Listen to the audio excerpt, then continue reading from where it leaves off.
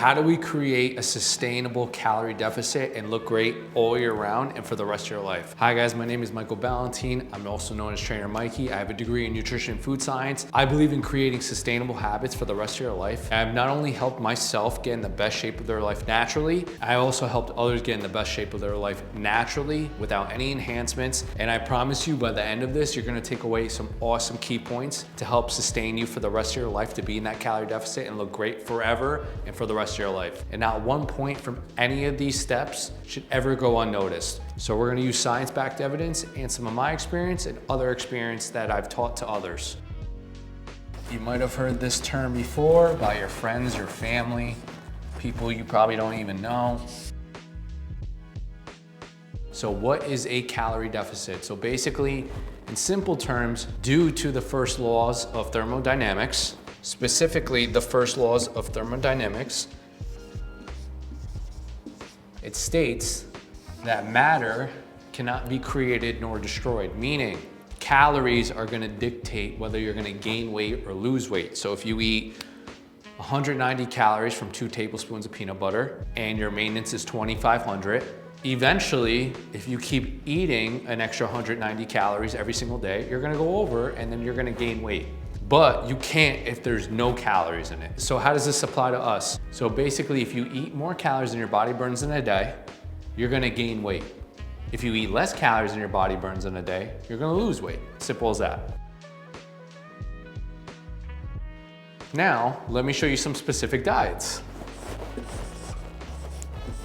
The keto diet, right? Fasting. Let's do another one. Low carb, high fat. Okay? Keto diet. Now, because we are eliminating carbohydrates, you're going to eat less calories than your body burns in a day. So, less calories, okay? Let's move on to the next one, fasting. Intermittent fasting, this is when you eat from a certain amount of time. Intermittent fasting, so now you're only eating from 1 to 6 p.m. You're restricting the amount of time you have to eat. Restricting, right? Time. Okay, what does that mean? Because eventually throughout the day, because you have less of a feeding window, you don't have enough time to eat as many calories as you normally would. So, in essence, because you have less time, essentially you're probably gonna have less time to eat. So you're gonna have less calories. Oh. Okay, next one, low carb, high fat. You know what, I'm gonna add another one too, besides this one. Low carb, high fat, okay. Same kind of instance applies here too, you guys. Because you're restricting your carbs, you're eating less of it, so you're inherently eating less calories, okay? Carnivore diet. Okay, carnivore diet basically implies that you're eating meat, but you're essentially eliminating carbohydrates, basically consuming meat. So, because you're eliminating other macronutrients like predominantly carbohydrates, you are going to eat less calories. Also, you're just probably consuming less ultra-processed food in general. So less ultra-processed food, and it's not to say that it's bad in moderation, because it's not. These foods are highly palatable, so they're just easier to consume. So you're eliminating ultra-processed food, so essentially less calories. Don't mind my handwriting. So we can see, guys, the common similarities is less calories. It can also increase physical activity, but it's not sustainable, nor is it gonna really help you in the long term, because your body can just compensate by you just moving less throughout the day. So don't think your body isn't smart enough to understand if you increase your physical activity during that specific time frame, during your workout, it won't decrease it later on in the day. So step number 1, let's figure out your calorie intake. The first way is to figure out your TDEE, which is your total daily energy expenditure. So basically it takes into account how much energy your body takes just to keep you alive, the food you eat, your physical activity level, takes into account everything. The way you figure this out is either go online and just type in Harris-Benedict equation.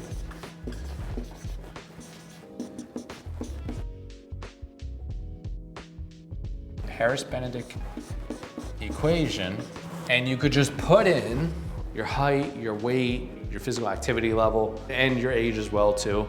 After you put in that, it's gonna ask you for your physical activity level. And then once it shoots you out the first number, you're gonna have to multiply that number to your physical activity. It's gonna equal out your total daily energy expenditure.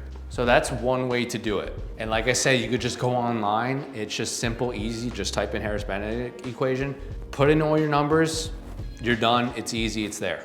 Or we have another option, pretty much a little bit easier. It kind of knocks out all of this and you could just use your phone. Or if you're really good at math, you could apply that too. So what we're gonna do is we're gonna take our body weight and multiply it by 14 to 15. Like I said, it's just really easy, it's really simple.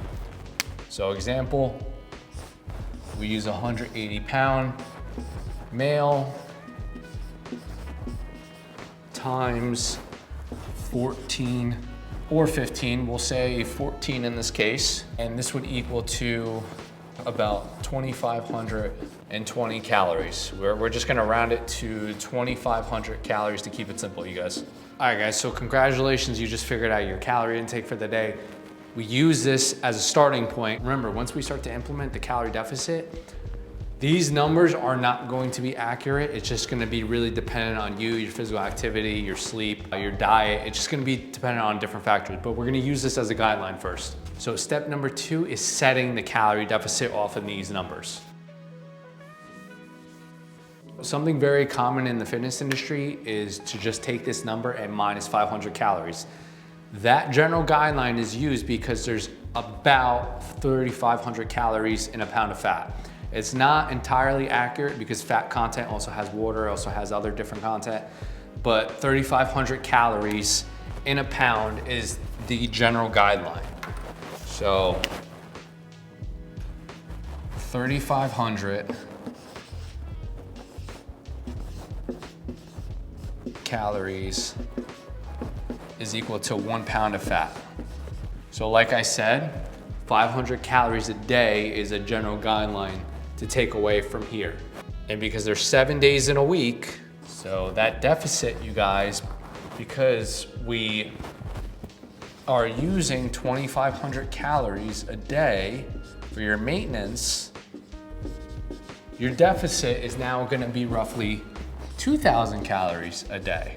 You know, it's not gonna be perfect, so some days you might have 1,900, other days you might just, you know, maybe you might be 2,100. As close as you can to that number, the deficit is really what we're looking for. That's just one way to do it. What I like to do, and I'm gonna tell you why I use this for a reason. So I like to take the maintenance calories, multiply your maintenance times anywhere from 10 to 25%. That's gonna be your deficit. Now, why this number? This number has been shown to help you save as much muscle as you can while predominantly losing fat. Now, on this calorie deficit for weight loss, we're gonna lose not only fat, we're probably gonna lose some muscle, we're gonna lose some water, we're gonna lose some mineral content, but the whole point of doing a calorie deficit for a weight loss journey is to spare as much muscle as we can while predominantly losing fat. So that's why I like to use this number on the minimum and highest scale. We'll just use 500 calories for this instance. But to get that 500 calorie day deficit, I would have to use his maintenance, which is 2,500 calories, times 20%. So 2,500 times 0.2. 500 calorie deficit, 20%. So that number works perfectly well within the 10 to 20% range. 2,000 calories a day we should be eating Sunday through Saturday. Now this number right here is also gonna be dependent on the person, the length of your diet, which we're gonna go into, different other variables that all are gonna affect you and your diet. Step 3 is gonna be how much weight we should be losing per week. Weight loss per week. Now, our maintenance is 2,000 calories a day, right? Now, as I mentioned, the whole point of dieting is to spare as much muscle as we can while predominantly losing body fat. So, a good recommendation would be to lose anywhere from 0.5 to 1% of body weight per week. This has been shown to help spare as much muscle as possible while just predominantly losing fat. Now, if you're a little bit heavier, you might get away with going on the higher side. You probably can lose a little bit more body fat because you have more energy reserves, but I would use this guideline as a recommendation. So let's use a different example. If a 200-pound man, right, his maintenance, or we'll just say his deficit is 2,500 calories. He weighs 200 pounds, right? His deficit is, because we already figured this out with whatever metric you want to use, his deficit is 2,500 calories. Take his body weight and multiply it anywhere from 0.5 to 1% each week. So 1 to 2 pounds is perfectly acceptable for him to help him spare as much muscle as he can while predominantly losing body fat. If you lose a little bit more, it's not the end of the world. If you lose a little bit less, we can always adjust accordingly. Now, there's gonna be a lot of factors that affect how much weight you lose per week. So like your stress, your carbohydrate intake, every time you consume carbohydrates, it holds 2 to 3 grams of water. Your sleep, your sodium intake. We're doing everything accurately. We're weighing ourselves in the morning on an empty stomach with minimal clothing on, multiple times a week. We're tracking accurately with either MyFitnessPal or MacroFactor. If you guys need help tracking your calories, I have that online program down below, so check it out. But if we can get to around this, that's perfect. So let's say, this is where a lot of people mess up too on, and they just fall off and they think they're not losing weight. They're losing weight, they just don't realize it. So let's say, these are the days. Start with Sunday. Sunday, you weigh exactly, we'll say 200.2 pounds. Monday comes along, you just worked out and you dropped a little bit, okay? So now you're happy, you dropped a little bit, you're ecstatic, you can't wait to tell your friends, your family, because now you feel great, you look great.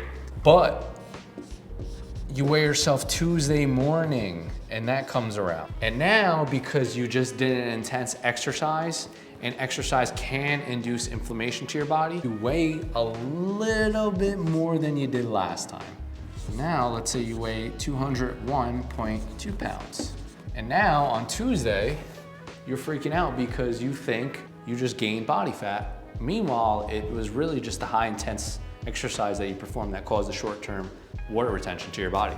And then let's say Wednesday comes along, now you lost a little bit, but you're not exactly where you were on Monday. So let's say you're 200.5 pounds, you're ecstatic, you're happy. Thursday comes, let's say you have another intense workout, you're 200.8, so now you're really freaking out. Friday comes, and let's say you're 200.2 pounds, so now you're dropping a little bit again. Saturday comes, and now this is where you get really excited.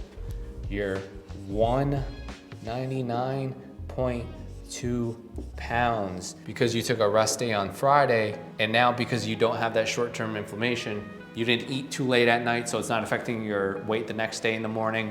You're not as stressed, you had a good night's sleep. Now you dropped a lot, so you lost exactly 1 pound. So that's how weight works when it comes to being in a calorie deficit. So it's never gonna be linear, it's always gonna be up and down. So don't think because you were 200 pounds one of the days and then you gain weight that you gain fat. You probably just didn't gain fat. You probably just really gained some type of short-term water retention from either stress, sodium. That probably could have affected your weight scale too. So don't think it's the end of the world if you hit a high number. All right guys, so step number 4, we need to adjust accordingly. So let's say that 200-pound man, it's been a few weeks, he's almost at his goal weight, but he's not quite there yet. Let's say he's stalled out and he's around 190 pounds and he keeps hitting around this number and he really can't get below, let's say sub 188. So his weight keeps fluctuating around 190 pounds. He can't get below that. So what do? We have to adjust accordingly. We have 2 ways to do that. So we either consume less calories, right? Or for you guys that are always hungry and don't want to reduce your calorie intake, or we increase our physical activity level. Okay, so those are the only 2 ways to really do it. But the problem is, with the second one, if you increase it too much, sometimes your body can actually adapt, and then later on in the day, you can end up just moving less. So this generally happens because as you decrease in weight, your metabolism also decreases, and that's just a natural and predictable way of dieting in general. Because when you have less body mass to keep you alive and maintain, therefore your metabolism is probably more likely than not going to decrease as well, along with the decrease in body fat, and then vice versa. So that's why there's something called metabolic adaptation, right? And the reason why, if you're in that 2,500 calorie a day deficit, you're gonna eventually stop losing weight. When we lose weight, we're also gonna lose water, we're gonna lose muscle, we're gonna lose glycogen, we're gonna lose minerals. So don't feel like you're not entirely losing all body fat, because not all of us can entirely lose body fat. And I will say, the leaner you get, the leaner you become, the harder it's gonna get. All else fails, there's 2 ways to either reduce your calorie intake or increase your physical activity level. If you don't want to eat less and you want to increase your physical activity level, you're going to want to do this in a form of cardio. So you're not going to want to do that through weight training. You're going to want to increase your cardio, which we'll go into in the next step. All right guys, so step number 5 is to figure out your protein intake. We want to keep our protein intake as high as possible. You're able to avoid that skinny fat look. You ever have a family or friend member go on a diet and then you see them the next few weeks or few months or so inherently just look smaller than they were? They really just ended up not keeping the protein intake high enough. So now they have less levels of body fat, but they also have less muscle mass. So they got that skinny fat look, and they don't look as good. They're not as lean. It's just overall not a good look. So a good recommendation for protein intake, so we don't get that skinny fat look, would be anywhere from 0.7 to 1 gram per pound of body weight. If that 200-pound person came back, he would be consuming anywhere from 170 to 200 grams of protein a day. This is gonna help him spare as much muscle as possible while he predominantly just loses body fat. We see that in multiple evidence-based research papers that when you increase your protein intake, not only do you increase your strength, you increase muscle size. So that's what we're going for. Generally, when you're in maintenance or a little bit ahead, you can lower your protein intake and it wouldn't matter as much, but because we're in the calorie deficit, I like to shoot on the higher end a little bit more because protein can help with satiating. And as you get hungrier down the line of the diet, which I normally do, protein helps a lot. We even have some research papers that show of 2.3 grams per kilogram. Sorry guys, we're switching over from pounds to kilograms, to 3.3 grams per kilogram has helped individuals maintain as much lean muscle mass while they're in a restricted diet. Those hypocaloric periods when they're just resistance training and they keep their protein intake high. So the key takeaway is always make sure, once you figure out your calories are coming first, then we figure out our protein intake. That was the biggest thing with me back in the day when I used to track my calories. My protein numbers were always off. I didn't know exactly how much protein I should be intaking. So sometimes I would consume twice the amount, or at the beginning, I wouldn't consume any and I didn't really know what protein did for me or why it helped me. Always higher levels of muscle mass and lower levels of fat are always associated to increased muscle size, strength, and improvements of metabolic health markers. So always keep that in mind. Next would be our fats and then our carbs. So this 200-pound male is eating at a deficit of 2,500 calories. He's consuming 200 grams of protein. Your next thing is to figure out fat intake.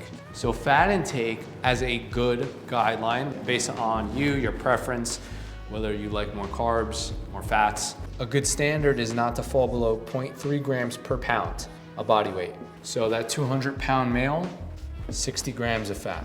All right, so now you just figured out his calories, his protein, and his fat.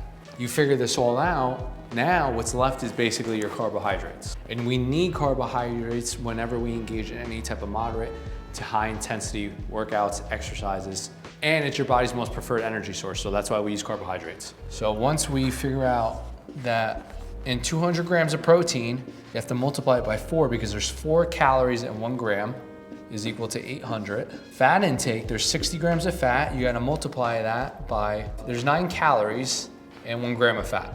So that's 540. You gotta add these numbers together. So these numbers, so your total between just the fat and the protein intake is 1,340 calories. So we're gonna take 1,340 calories minus your deficit, and that's what's gonna be left for carbohydrates. 1,160 is what we have left over. Now we gotta divide that by 4 because there's 4 calories and 1 gram of carbohydrate. More math, here we go. 290 grams of carbs. So you just set up your macronutrient intake. So you need to follow these guidelines. Like I said, fat and carbs can be interchangeable. If you find that lowering your carbs or your carbs keep you a little too groggy, probably lower your carbs, keep your fat intake higher. If your performance in the gym is getting affected, try lowering your fat intake and then increase your carbohydrate intake. All right, next step is going to be resistance training. Same ideology applies from the protein intake to the resistance training. Because protein increases muscle protein synthesis, resistance training does the same thing. So increases muscle protein synthesis, right? It's going up. Now, if you're new to resistance training, some good general guidelines I like to use is if we could shoot for 2 to 4 days minimum, that would be perfect. 2 to 4 days. We want to hit each body part anywhere from 6 to 20 sets that are hard sets for each muscle. So 6 to 20 hard sets per week. So that can mean anywhere from doing, let's say you're doing a dumbbell press for your chest. You're doing it Monday for 3 sets, and then Thursday comes around when you're recovered, you feel perfectly fine, you're ready to crush it again. You're gonna do another 3 hard sets of resistance training for dumbbell presses. The next protocol I would do, we're gonna aim for anywhere from 5 to 30 repetitions. 5 to 30 repetitions is a good range because a lot of individuals, once you pass 30 reps, sometimes your cardiovascular system tends to give out before your muscles do. So that's not gonna be as hypertrophic for your body versus staying within this range and having your muscles give out before anything else does. Anything less, putting less muscle tension, and then you're putting more strain on your joints. Sometimes we tend to ego lift too, so I wouldn't go anything below that. If hypertrophy and building muscle and keeping muscle predominantly is your goal. Close to failure, if not to failure, on every single set. So it's also gonna be dependent on the exercise, it's gonna be dependent on you, your stress, your fatigue. With certain exercises, I can go to failure, like a bicep curl. It's not gonna have as much systemic fatigue on your body versus if you're squatting or doing a hack squat, it probably will. So you probably wanna go close to failure. You don't really wanna go to failure. Or you could go to failure on your last set. Everything is going to be dependent on you. The next most important key, which is really should be one of the tops, is you wanna make sure it's challenging in the fully lengthened position. So what does that mean? It means anytime you perform the exercise to about halfway is when you fully lengthen the muscle. You can also go full range of motion, but just doing this is perfect. But if you want to go full range of motion, that helps too. So if you were to do a bicep curl, you were to curl, stop halfway, and then drop. Anytime you do any type of movement, you start the movement and then you go about halfway. If you want to do full range, you could do that too. This is just a general kind of guideline of how you should set up your program. Next step, we're gonna include some type of aerobic training. Aerobic training can help you based on a lot of research that we have. So aerobic training would include running, jogging, whatever you could really think of. Anything that's gonna, I would say, predominantly increase your heart rate. And we see that in one study where they compared diet group versus a diet and exercise group and a control group. So the diet and exercise group had a restriction in their calories by 25%. So 25% calorie restriction, right? And then they had a control group. These groups lost weight. But the thing is, the diet and exercise group, they lost more weight. Now, why is that, you're asking? Because the diet and exercise group, their deficit was 25%, but half of it came from diet, and then the other half, you guys, came from exercise through aerobic training. So that's why I always like to include aerobic training in my dieting. And by doing this, they also improve their metabolic rate by an extra 30 calories per day. I think this, between some of the science and some of my own experience, I've noticed that when I incorporate cardio, helps immensely. And if you don't want to specifically keep dropping your calories a lot, I would include it. A good practice I like to use is after you work out, or a separate day, or the same day followed by a few hours apart. I personally like to incline walk for 20 to 30 minutes. My beats per minute are around 110 to 130. So that would mean I incline walk around 12.0 or higher, and my speed 3.8 to 4.1. When I do this after my resistance training, it helps a lot. I save a lot of time. I don't have to go in and out of the gym. I don't have to work out all day or feel like I'm just working out all day.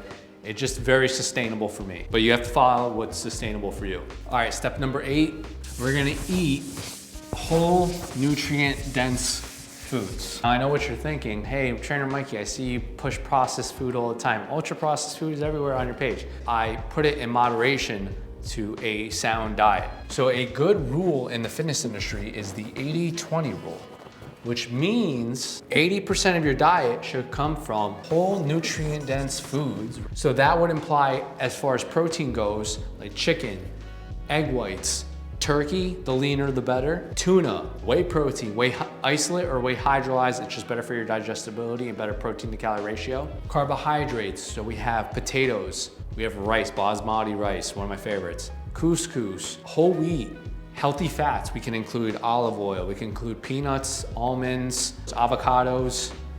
So the other 20% would come down to ultra processed.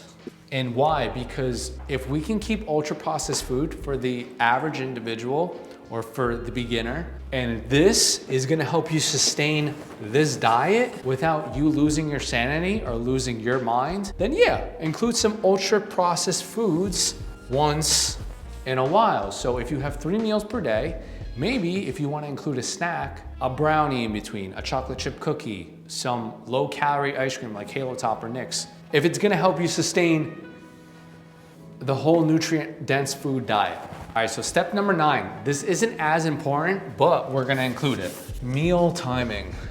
The most important part about meal timing is knowing how to space out your food predominantly with protein. Protein spacing. Now, the most important part is just having your total protein intake hit for the day, right? So total protein intake for the day is what matters the most. So for that 200-pound man, if he hits 200 grams a day, that's what's gonna matter the most. But anything we can use for our advantage, even if it's just slightly, let's try to use it. If we can get this 200-pound man 200 grams in 1 or 2 meals, if we could space it out, which I think a good guideline is anywhere from 3 to 5 meals per day, spaced somewhat evenly. So that would look like meal 1 would be, let's say 60 grams of protein for your breakfast. Meal 2, another 60 grams. You are at 120 grams. And then your last and final meal is 80 grams. Now, if we can get to this, I would say not to go anything lower than 3 meals because you might cause a lot of stomach discomfort by eating too much volume in once. And anything more than 3 to 5, even 6 meals per day, anything more than 6, you're probably gonna be too food focused and too worried about the time of the day it is, whether you had chicken lunch for dinner and you're not sure what to have at night. So I always like to go for an aim of 3 to 5 meals per day. So I have my breakfast, my lunch, my dinner. And then if I want a snack, I'll have a snack in between. Now by spreading these out, we have seen certain specific studies that it can possibly produce a little bit more muscle growth, not too predominantly, but anything in our favor, we're gonna use. Step number 10, the diet length. How long should this diet actually be, Mikey? So a good recommendation for diet length is anywhere from 8 to 16 weeks. So anything less than 8 weeks, and I say this specifically because you might not see the results as fast as you want. I mean, imagine that, you took so many years or how many months, however, it built you to have the body you have, to feel uncomfortable, unconfident, and now you're expecting to see it in less than 8 weeks. I mean, you gotta give yourself some time. Anything more than 6 weeks, what's problematic about this is it can create a lot of fatigue on your body, a lot of stress. And the longer you do any specific diet, the more of a probability you're gonna have to getting all these. Sleep could be affected, your gym performance. And once that happens, you're either gonna wanna go back to maintenance to probably hang out there for like a week or 2. And then if you wanna do the diet again, but like I said, this is very individualized. If you're a little bit heavier set, then you could probably get away with doing a little bit more depending on how long you do it and how slow the rate of weight loss is for you. And especially, I've noticed this for myself, if I go past 16 weeks, all I can think about is food at one point. And once you only start thinking about food, it's probably a good time for you to go back to maintenance. All right guys, let's talk supplements and the ones that I think are really useful and took me this many years, 10 plus years, to figure out which ones are actually beneficial and which ones are not. Diet is really 80 to 90% of how you're gonna look predominantly. Then comes resistance training with cardio. But supplements, like I said, we're gonna use every advantage we can. One, specifically the most data behind it, creatine monohydrate. This has been shown to help build muscle and strength in the gym. Monohydrate is the best one. This is the best one specifically because it's been shown to help saturate the muscle 100%. So I take 5 grams a day. I'm gonna show you guys just which ones I take and how I do it. Fish oil to help reduce inflammation in the body, a reduction in depression, anxiety, stress relief. When I take fish oil too, omega-3s are always great to have, especially to help you with any type of brain cognitive function. I personally like to take anywhere from 2 to 3 grams. Sometimes I'll bump it up to 4 grams a day. And I make sure the specific supplement I take, which is Nordic fish oils, it's third-party tested. So it's third-party tested for purity reasons, and everything you get in the ingredients is what's listed. Vitamin D is important because, especially if you live in the northern altitudes, you don't get as much vitamin D as you think. If you're always indoors, that can be another issue too. I always supplement with vitamin D. I think this also is crucial if you can't get enough sun throughout the day. This can also have an effect on your mood. So I will take anywhere from 1,000 to 5,000 IUs a day. This one doesn't get spoken about as much, but it's kind of being brought up in the fitness industry, which I like a lot. Next one is magnesium glycinate.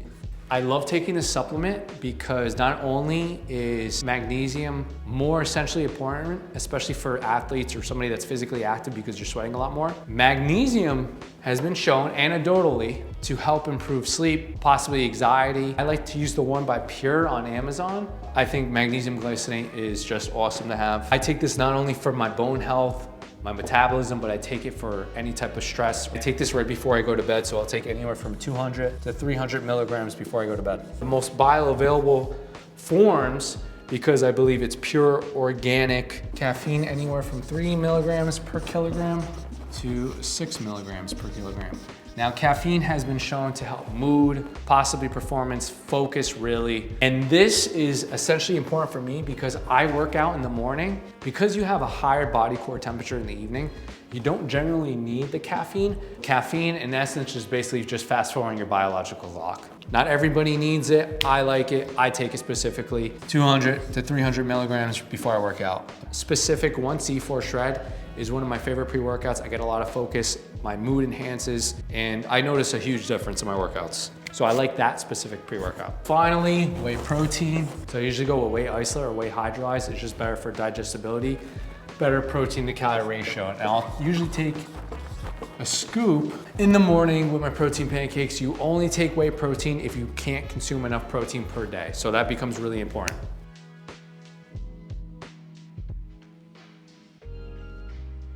All right, step number 12 is hydration, you guys. Majority of your body is made out of water. Generally, men need about 3.5 liters per day. Women need about 3 liters per day just for proper hydration.